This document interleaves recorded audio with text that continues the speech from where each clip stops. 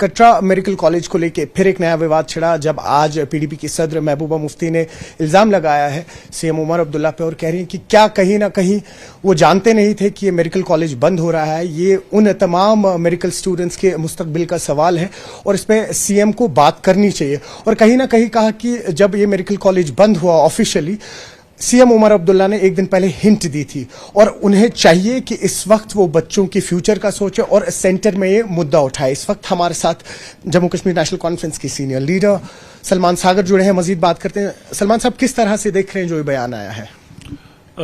आप शायद महबूब जी के बयान की बात कर रहे हैं। जी बिल्कुल। तो पहले तो मैं ये कहूंगा कि उमर साहब बड़े कंसर्न रहेंगे हमेशा एज ए लीडर स्टेट में भी, और as of now as a chief minister भी उनके बड़े कंसर्न रहेंगे इसमें। अगर किसी भी स्टूडेंट के साथ ज्यादती हो रही है वो चाहेंगे नहीं कभी उनके एडमिशन की बात हो या बाकी चीजें हो।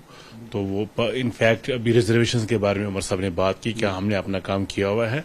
एलजी साहब के पास फाइल है, हम उम्मीद करते हैं स्टूडेंट्स की जो बात है वो पूरी हो जाएगी, रिजर्वेशन हो जाएगी। इस यूनिवर्सिटी की जहां तक बात है तो उमर साहब ने पहले ही कहा कि भाई लोग खुश होते हैं कि मेडिकल कॉलेज मिलेगा, ना कि मेडिकल कॉलेज बंद हो जाए कहीं या उसमें कुछ इश्यूज हो जाए।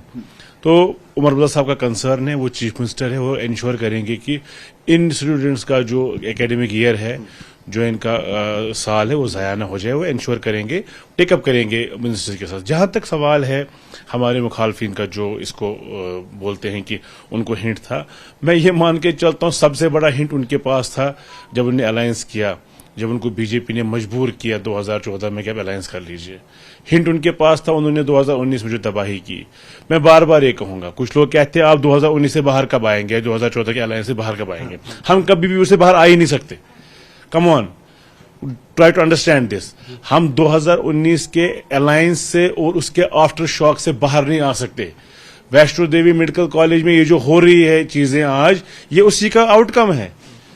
जो मुफ्ती साहब और महबूबा जी ने अलायंस किया 2014 में, जो 19 का जो फॉल आउट हो गया, ये हमें भुगतना है बहुत देर आने वाले वक्त में। हमने इन चीजों का सामना किया हुआ। एक ऐसा ही टाइम था जब हम प्राइम मेडिकल कॉलेज बंद हो गया, जिसको फिर हमने जाहलिया वैली मेडिकल कॉलेज बनाया डॉक्टर साहब ने, डॉक्टर फारूक अब्दुल्ला साहब ने। तब भी स्टूडेंट्स की जो करियर स्टेक पर थे, उन्होंने नया मेडिकल कॉलेज बनाया, जाहलिया वैली मेडिकल कॉलेज उस वक्त, जिसको हम आज हम नया मेडिकल कॉलेज बता रहे, जो उसका अब एक विंग है हमारे सिक्किम्स की।